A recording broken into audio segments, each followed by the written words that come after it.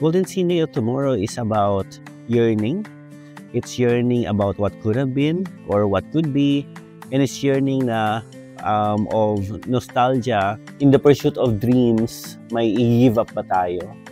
Si Via, napanood nyo sa previous books na very mother of the group, yung palaging gustong umuwi, palaging pagod. Pero dito mapapanood nyo at malalaman nyo bakit, kung ano yung pinagdadaanan niya. She's very selfless. She's very responsible. She's very caring. Maalaga siya. Hindi lang sa pamilya niya, kundi sa mga kaibigan niya. Si Arkin, best friend siya ni Via. And then later in life, naging siya, artista, singer-songwriter, and nung tumanda pala naging director. So, yun siya si Arkin, medyo makulit at mahal na mahal niya talaga si Via. Marami rin nag-aabang, marami rin excited. So, nakakahawa rin yung feeling, yung excitement. Talagang tinanggap at niyakap kami ng mga fans, ng supporters, ng series. And syempre, kahit papano, nandun yung expectation na, okay, we don't want to let them down, ganyan, natanggap kami ngayon at gusto namin, mas mahalin at mas tanggapin pa rin habang pinapanood nila yung series. So, may pressure siya na talagang feel nila ang perfect kung magagawa yung Arkin.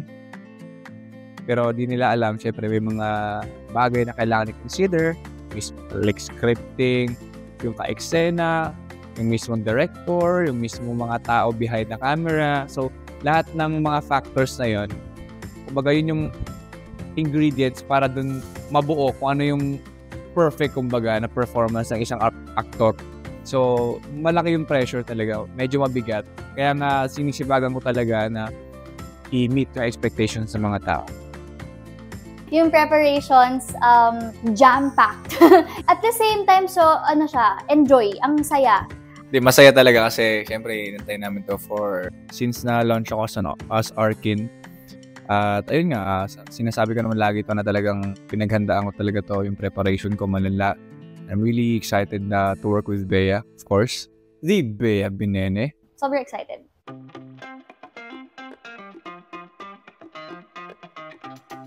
In a way, new season character. Kinwento rin naman sa akin ni Wilbert na nakawork na si Direk Victor and mabait at mahusay. I've heard a lot of good things about Direk Victor. But so far already, he seems super cool. Nag-guess ako kasi alam ko na Wilbert is involved. Kilala ko na si Wilbert.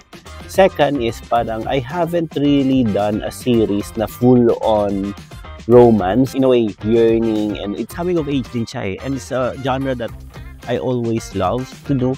Na setting and barkada. And I guess, yung story to, very nakaka-relate ako na personal level eh. Kasi na-in-love din ako sa Rockstar. Charot, anyways. I get to revisit those feelings when I was young, when you're in pursuit of your passions and dreams. Ano naman yung iba mong relationship? Personally, I know Direk as parang more on comedy genre. I think he's the perfect director for G-Shot kasi maganda yung sense of humor niya when it comes to directing and yung editing niya. Talaga inaaral niya yung mga angulo kung saan shot okay yung mga actors niya. Galing na parang dinodrawing niya talaga yung storyboard, ganyan, and very collaborative siya. And nakita ko yung mga frames niya, yung mga shots niya. Ang ganda, very cinematic. He's very open when it comes to like ideas or suggestion mo. Kasi alam mo yung character mo, so makikinig siya sa'yo. Direk Victor Villanueva, award-winning directors. Ano po bang hahanapin ko? I'm so very thankful sa Direk Victor, yung director dito. Kasi nag-work na kami before it. Meron talaga kami specific bond. Nagbibigyan talaga kami ni Direk. So, I'm very excited to work with him. At sana excited din siya maka-work. I'm so excited to work with them. I get their energy. I want to be part of that barkada. Ako na yung newest member. Wow. It's always exciting to work with a new director and scary at the same time because you kind of have to Gage. I haven't worked with him before, but I'm excited to work with him now. I know I will have a lot to learn from him. The good thing about the university series, we get to work with different directors and I'm really excited. Iba yung magic na binibigay na ilalabas nila sa bawat book. Siguradong ibang flavor ang ibibigay sa amin ni Direk. At excited ako kasi kumbaga lahat kami bago ang may experience. Rainy España si Direk Ted. So parang kung yung tips sa kanya paano actually apprentice niya ako before. So parang I wanted to learn paano magpakilig, ganun. So dami ko nakuhang tips sa kanya before. Very helpful yung mga advice niya sa akin. To the fans, I promise na this is going to be one of the best adaptation ng isang Wattpad story. I also promise na makikita natin yung mga Via Arkin na nakita nyo sa book come to life. And I hope na may ma-explore pa tayo more sa relationship na yon.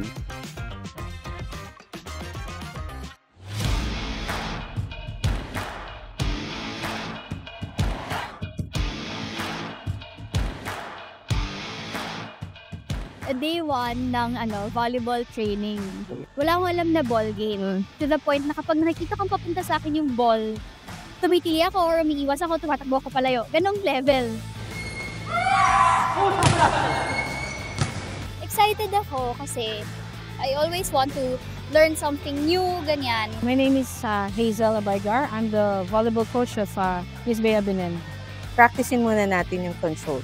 So yung arm mo, kailangan tigasan mo siya. Kung mapapansin mo, yung arm natin, ito may buto, ito may flat, parang may arch, pero maigsing, parang konting nakaganon. Alright? So doon mo patatamahin yung bola. Dito po? Oo. Kung kapakakapain mo yung braso mo, i-extend mo ng ganun.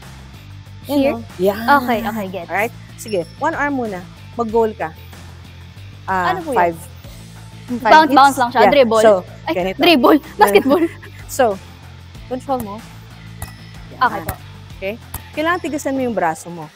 Hindi loose, kasi pag loose, hindi mo po control yung ball. Okay, kailangan ko siyang gawin. Kailangan ko siyang matutunan ng medyo fast-paced. Kasi syempre, hindi naman ko yung pang-varsity na parang everyday may move na ginagawa, ganyan. So parang medyo bootcamp siya.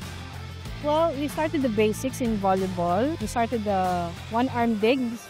5, 6, good. Yan, nice. Oh, relax lang. Oh, catch. 1, 2, catch. So, kailangan kalma lang. Naka-catch up naman siya. And then, the stationary digs. Tapos yung arm mo, hagis ko yung bola. Okay? So, from here, yung braso mo, pag hit, magli-level siya sa shoulder mo. Yes. Okay po. Alright? 2, 3, 4, 5. Relax lang. And then the moving. So, nagkaroon naman ng progression kasi may improvement naman. Hindi naman mabagal matuto si Miss Bea. So, umabot naman kami doon sa basic setting.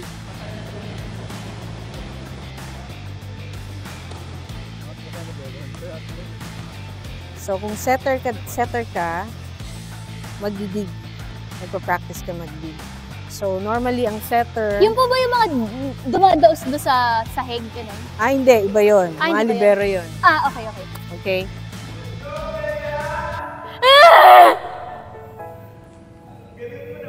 Uwi ka, uwi!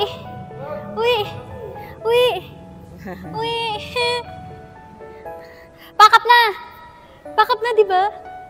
Pack up na! Sabihin niyo, pack up na! Sabi ko nga, huwag siya bumisita today. Kasi, makapagtawanan niya ako eh.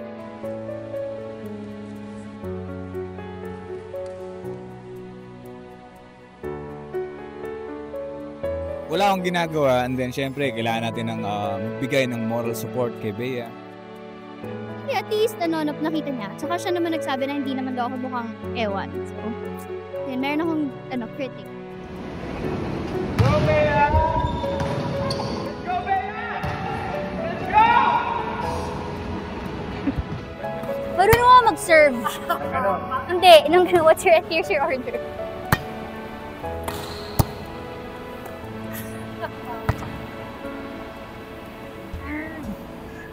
Sa lahat ng sports, kailangan yung consistent playing. So, dapat palagi. Strength niya is may perseverance naman siya. Hindi naman siya nag-give up agad. So, syempre, at first, kailangan maraming pasensya. Kasi syempre, pag first time niyang volleyball training, yung basics, importante kasi yan para magkaroon ng progression yung skills niya. Now, siya, hindi siya nag-give up. Tinatapos niya yung task para makamove on sa susunod na activity.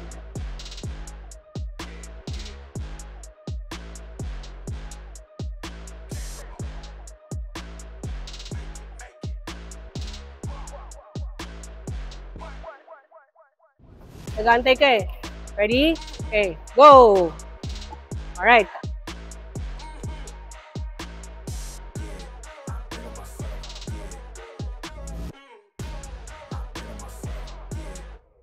Training namin, 2 hours. So, very short yung time. Pero, may natutunan siya.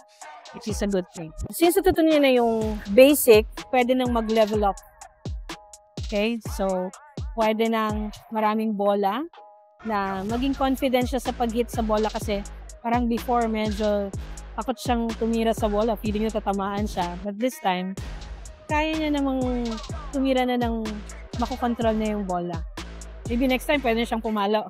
Hindi ko siya kayang turuan. Parehas kami magmumukhang ewan doon. Nagturuan kami dalawa. Na-board kasi ako eh. So, sumali ako sa naki-spike din ako. Tapos naki-toss din ako. Tapos, ayun, nanggugulo lang ako dito talaga. Triangle. Asan triangle? Nice. Daliri, daliri.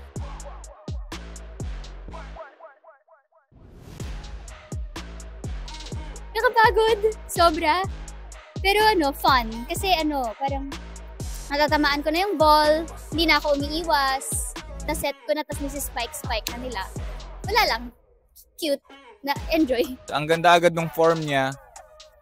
At ayun, sobrang fast learner niya. Grabe na agad yung progress niya. So feel ko kuwang-kuha niya na talaga yung mismong character ni Via as a setter ng volleyball team. Feel ko kayang-kaya niya. Kaya naman niyang umabol. Na matutunan talaga ang volleyball and gusto niya na mag-play ng volleyball eventually. Pero syempre, alam ko naman na meron pang parang kailangan pa ng training. So, hopefully, marami pang days para mas magamay.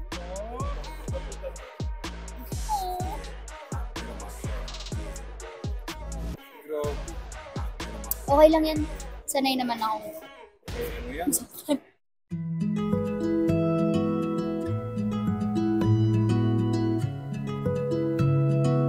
So for today's video, nag-practice kami mag-guitar. So kasi si Bea kailangan niyang matuto. Kasi may mga scenes siya na nag-guitar siya. So nagturo ako ng chords ng kanta. So yun yung tinuro sa kanya. Position ng G, D, A minor, C, and then konting strumming pattern lang. And yung mismong exercise para yung muscle memory ng mga daliri niya, mas madaling makuha yung chords. A minor. Nasunod. D. And G. Alam mo, ang hirap nitong D. Nakakainis. E. Tapos D ulit. Tapos A na? D pa. D ulit. I wouldn't call it tumugtog. Kasi hindi naman ako nakatugtog ever. Pagi. Wow. Bakit? Every week. Yun yung pinakamagandang run mo so far. Eh? So far. Magaling. Hindi, magaling siya. Bilis siya mag-absorb for parang hindi naman siya talaga nagigitara. I think na-try niya din mag-gitara before. Hindi ko alam, may nagturo sa kanya ng ibang course.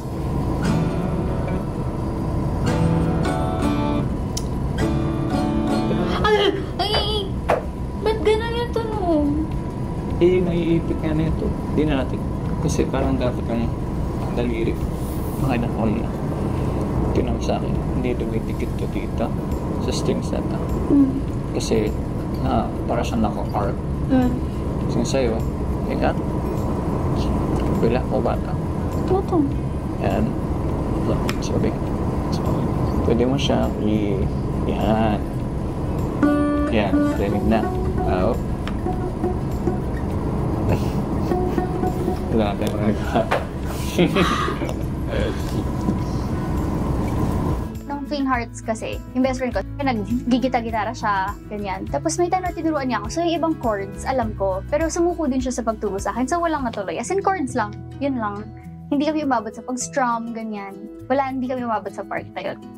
Mabilis sa kanya, hindi siya ganun ka, parang normal na ganun kabilis yung progress niya kung talagang first time niya. So mabilis niya nakuha yung mga chords, pati yung rhythm pattern ng mismong strumming. So kailangan na lang niya ng coordination, so ipapractice niya sa bahay, lagi.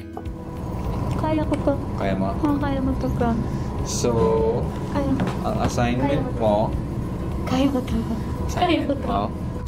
Ang sakit din mo na sa leeg. Hindi kasi nakatingin ka. Kasi pag sanay ka, naganda ka na lang. Ang sakit. Parang sisipatin mo lang ng mata mo kung tama ba. Ang sakit sa leeg. Nakatingin ka kasi sa papa. Oh, nakikinig ako nga. Okay, so ito yung sinatawag na. Sabi ko, Ganun ang gagawin mo. Okay po. Para hindi ka na magkahanap. Hindi ka gaganon. Okay po. So pag dito pa lang, taas, prepare mo na agad para lagay na lang. Prepare, lagay. Prepare, lagay. Okay? Tapos yung ganun. Tapos, strum, down, up, down, up, down. Practice mo strum. And then, kung kaya mo na, coordination. Tapos tama tong, ito yung rhythm mo. Tek, okay? Tapos tandaan mo yung chord, sisend ko sa yung chord para maalala mo. Okay, tas alagaan mo to ha. Uuwi ko kasi si Lods. Alagaan mo. So sabi ko sa kanya, walang sisihan kapag mamaya may nakita siyang mga nangat-ngat ni Pompom ng konti, ganyan, walang sisihan. So yun lang naman. Okay. Good job. Patient, in fairness. Hindi nakaka-pressure magturo. Yun. Thank you sa patience and so ulitin. Pagpaalam ko na kay Lods. Dali. Babay ka na. Slacks. Ito ako dalawa. Ah. Thank you.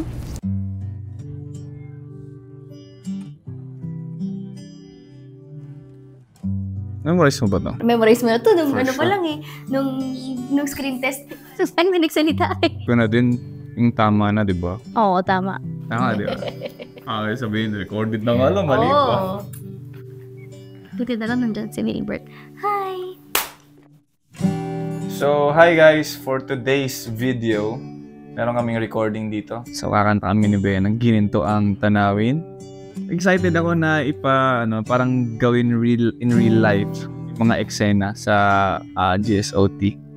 And for sure, excited din yung mga fans.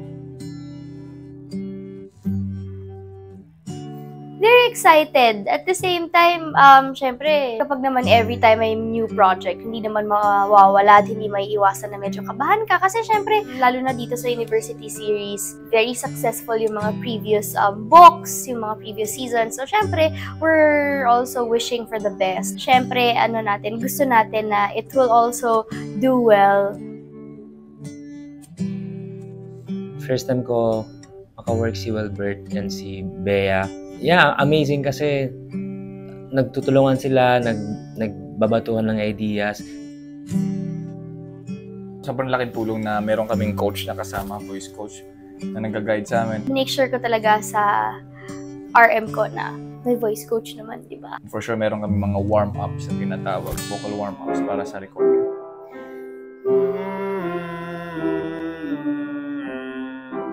Si Wilbert, kilala ko na siya kasi before, talagang kumakanta siya. And for this particular song, super, alam niya yung gagawin niya. Alam niya na ito yung mood ng kanta, ito yung atake na gagawin niya. Kilala ko siya bilang singer before, pero hindi ko alam na ganun siya kalalim mag-isip din sa kanyang craft. Mas nakilala ko siya na, wow, ganun pala siya bilang isang singer at musician din. Si Bea po, first time ko na nakilala today at naka-work sa recording. Hindi ko in-expect na magiging super galing niya. Nakakakuha siya ng instruction. Nalang na sana'y ako ay huwag mong iiwasan. Yun, better yun. Mabilis siya bigyan ng instruction at magaan lang siya katrabaho. Yung mga simpleng mga pinapagawa ko sa kanya, nagagawa niya talaga. Para tayong nagsasagutan. Ito yung thoughts ko, ito yung thoughts mo.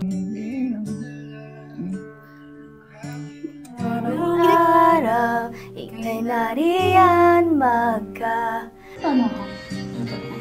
Ngayon, yung key dito, As a vocal coach, usually ang ginagawa ko dito sa recording ay binabantayan ko yung mga phrasing, kung tama ba yung timing, siyempre yung pitch, nakatono ba or kailangan ng correction. At siyempre, kung paano nila mas mailalabas yung boses nila, yung placement, saan nila itatapon yung boses nila. so ay mabilis lang yung recording, tapos itong ginito ang tanawin kasi matagal ko nang kinakanta to privately kasi nga hindi ko pa siya kinakanta publicly. Everyday thing ko nang ginagawa yung pagkanta. Nakaka-excite si Bea. Pakinggan nyo guys, promise. Galing ni Bea dito sa recording nito. Buti na lang patient sila, coach. Tsaka nakakatuwa na marinig yung finished version. Si Wilbert, mahusay na pwede siya maging singer. May potential. Magaling. Grabe ko, hindi ko kayang platinum album. Kahit ano.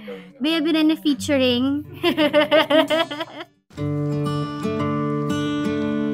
First day of the workshop, maganda kaagad yung energy pagpasok nilang dalawa sa kwarto. In the beginning, yung itsura ni Wilbert na lost, confused na confused. But also yung nag-breakthrough kaagad kasi siya sa day 1 eh. Si Bea din, nag-breakthrough din sa exercises. Yung ang laki ng siningaw ng emotions and the power. And because nagkakarinigan sila, they understood themselves better and kung saan ang place nila right now in their own individual lives. So mas kita ko after that exercise, grabe ang suportahan kaagad nila sa isa't isa. A long time ago, yung workshop ko before, maybe 2018, and different approach. Definitely, different din mismo yung style. Dito sa workshop na to, I've unlocked a lot of things. Kung specific na note siguro, mas madali maging Arkin kung ilalabas mismo yung child version mo, yung pagkabata mo, since Arkin is really like that, na parang wala siyang pake if artista siya o celebrity. Every time kasama niya si Via, he's a child. Kami ni Wilbert, iba yung naging workshop niya before, iba yung naging nakasanayan kung paano gawin, kung ano yung tinuturo ni Ate Ana. Dito parang naging we're on the same page. Kung pag natutunan namin kung paano not just with each other physically, okay, magkasama tayo sa isang location, magka-eksena tayo, but really with each other sa eksena. I really believe that in order for any kind of movie or series to work, the relationship between the actors need to be very strong because nagtatranslate yan sa relationship ng characters. So yun ang pinuntirya ko talaga sa kanilang dalawa because this is already book 5 and pressure sa kanila kasi this is already the 5th book para buhatin nila. Ito sila na. I'm really happy with the outcome. Every day, patagal ng patagal yung samahan namin ni Wilbert. Parang we always discover new things sa isa't isa. Na pwede palang matibag yung wall. At pwede pa palang lumabas sa box. Feel ko iba yung bond na nabubuo pag emotionally kakaroon kayo ng bonding. Parang nagkakaroon kayo ng trust sa isa't isa na ilabas tong emotion na to or yung information na to. Feel ko kasi alam ko na din talaga na talagang mahal niya tong ginagawa niya. She's willing to really surrender for this, lalo sa book 5. Talagang willing siya na gawin yung mga bagay-bagay, mag-open up for this project. I'm just very, very, very proud of him. Kung paano nag-transform si Wilbert. Si Bea is at the point in her life now that she's more relaxed. Like she really knows herself. Not just the good sides of her, but also the not so nice sides of her. And she's accepted that as well. Hindi na siya nag-a-apologize for the space that she takes. Si Wilbert, in the beginning, sarado. And I'm not saying sarado like resistant to me. No, sarado siya because he is coming from a place of he's a good guy. Ayaw na mabother ang ibang tao. Gusto niya siya ang mag-take responsibility para sa lahat. Laging ito lang ang ipapakita niya. Ayaw niyang ipakita yung the other sides of him that aren't perfect or polished. I am so honored and happy that he trusted the workshop enough and he trusted me enough to let me in and to allow himself to be guided na, no. It's okay, you're safe here. Let's make mistakes. Napagalitan ako ni Miss Ana. Kasi di ko magawa yung exercise. I really want to do it, pero di ko alam paano. Pero eventually, nalaman din mismo ng katawan ko, ng sarili ko, paano gawin yung mga bagay-bagay. Paano mag-express, to be exact. With Bea, she's so transparent. It's not hard to read her. When she's guarded, you see she's guarded. When she's open, you totally see she's open. So, ang gift niya is, hindi na nga siya takot mag-express. Mas sigurado na siya sa sarili niya. Yun. So, umaapaw ang talent. Ngayon lang ako nakapag-workshop kay Ate Ana nang actually dalawa lang kami. Dalawa lang kami with my partner and we're really working with each other and not by ourselves. Smart si Wilbert and internally creative. If you explain the science behind each exercise, why he's doing it, why this needs to be done, grabe siya sumugal, grabe tumalon. So, that's what you need eh. You need actors na tumatalon talaga. In order for this show to fly, you need very brave actors and you have them. Sa workshop, nag-share kami ng mga personals. Medyo ganun. So, mas nakikilala ko siya on a deeper level and mas nakikilala din ako ni Bea on a deeper level. Sa workshop, mas nakilala namin yung mga sarili namin. And I think that's one of the important things bago magsimula yung mismong project na to, na mas makilala namin yung sarili namin at mapagkatiwalaan namin yung sarili namin. Doon sa mga exercises na ginawa naman ni Ate Ana, may mga bagay at may mga natap na hindi naman namin usually natatap on a normal day. So, magiging useful not just sa mga eksena but I think how we treat each other in general. Yun. So, feeling ko naman, and hindi lang naman sa acting workshop, pero patagal naman ng patagal, mas nagiging close. Excited for Wilbert and Bea kasi sobrang supportive nila sa amin, Yobs, ng book namin. So I'm really excited for them too. Magaling na yan eh. Ang akin lang, just enjoy the ride and take care of your health all the time. And nandito lang ako whenever we need. Enjoy the process, enjoy doing it, and yun lang, galingan nyo. Actually, di ko na sabihin galingan nyo kasi magaling naman na talaga kayo eh. Your talent is going to be appreciated and loved and seen again in such a beautiful story. You know you guys are gonna do so great. I'm sure you're gonna be ready for it. You've been preparing for it. It wouldn't fit anybody else, really. You both are the perfect casted roles for Via and Arkin. And nakapag-taping na kami kanina. Talagang they nailed it, kumbaga. Pero I'm really, happy and super proud kay Bea and kay Wilbert dahil I know na matagal yung preparation nila for this and matagal nilang hinintay ito. Nakakatuwa kung paano yung bonding nyo now. Mas close, Ito na, maggagawa na ako ng mga BTS moments kasi presidente ako ng Will Bea, di ba? Ay nako, Wilbert. Galing nga mas pagpapakilig dahil alam ko na may mga the moves ka na ginagawa. Kino-comedy mo lang pero alam ko, you're the best. Excited na rin kami na makita kung gaano yung ka-closeness nyo. I'm a Will Bea fan and I'm just happy for you guys. Sana maging successful ng book 5 for you guys. This is it! Ito na exciting part! Si Wilbert kasi parang lumabas na Arkin galing sa libro. And alam ko rin yung dedication at effort na binigay niya para sa project na to. Yun, sobrang excited ako na mapanood nyo. Hindi lang syempre dedication ni Wilbert, but syempre yung effort din ng lahat. Kasi talagang collaborative naman lahat. Kaya sana po magustuhan ninyo. Anong fan service? I don't do that. Joke. Kasi, syempre, thankful lang ako sa partner ko kasi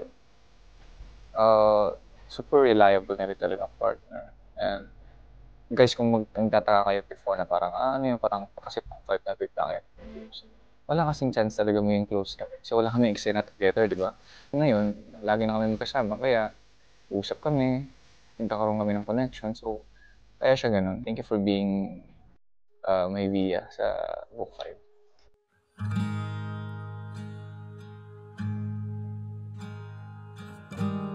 To my high school self, don't worry. Parang everything's gonna fall into place. Maraming mangyayari sa'yo na hindi planado. But I guess matututunan mo how to enjoy the ride, kumbaga, and to cherish the people that you're with more. Hey Marco, you've got a long way to go. You're gonna meet a lot of people and you're gonna love it.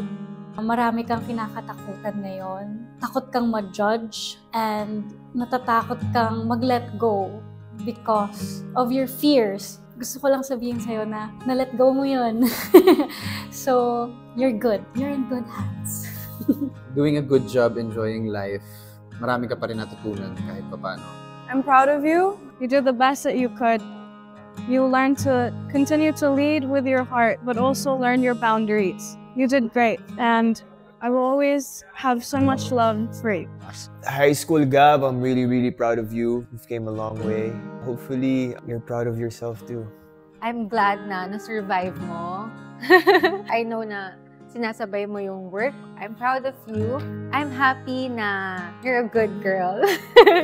Hindi ka naging sakit sa ulo sa school, and especially to your parents. I hope mas nag-explore ka pa, bond more with your classmates, but I'm really happy and proud of you for making it here. I'm pretty sure you're kind of lost right now kasi alam kong nahirapan ka pumili ng strand mo. New challenges are coming your way and big things are coming your way. And I'm proud of you. I'm proud of you for being able to put yourself out there despite what everyone else saying or how they treated you. I'm very proud na kilala mo pa rin kung sino ka at doon ka sa mga taong alam mong makakabuti sa'yo. Magugulat ka na lang kung gaano kalayo na yung narating. Jai, you could have done better. Dapat mas nagsipag ka pa para mas natapos ka ng mas mabilis. Siguro yun na hindi ka sana tinamad masyado.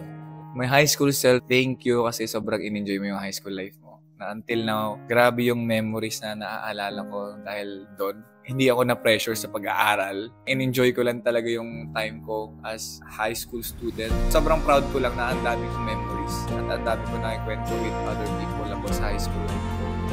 And I think isa yun sa mga foundation ko. Yung mismong high school life ko from first year to fourth year, hindi ako nag-miss. Lagi ako nag-perform. So every culmination, ganun. So naging training ground siya ng music ko, ng talent ko. To your high school self, hanggat maaari, kung kaya mo, try mo mag-regular school. Try mong mas maging active sa school, na alam kong nag-work ka, alam kong busy ka. Pero hanggat maaari, gawan mo ng paraan. And you make the most out of it. Kasi maraming tao yung sobrang binavalue yung high school life nila dahil sa mga memories na nag-gain nila. So sana ikaw rin mag-gain mo rin yun.